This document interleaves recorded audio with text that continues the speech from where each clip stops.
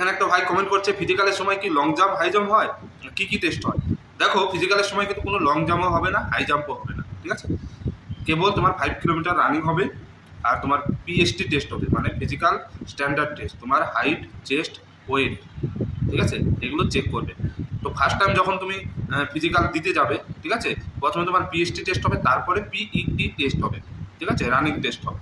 তো first time যখন যাবে তোমার হাইট মাপবে, ওকে, হাইট মাপার পর তোমার চেস্ট মাপবে, চেস্ট তোমার 80 সেন্টিমিটার হতে হবে, তারপরে কিন্তু তোমাকে 5 সেন্টিমিটার খোলাতে হবে।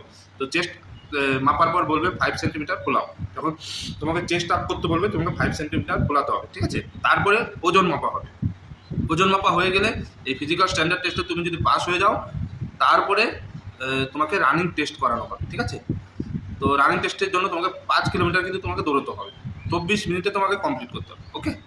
বুঝতে পারলাম? ভিডিও যদি ভালো লাগে ভিডিওটি লাইক করবে আর কমেন্ট করে যাবে।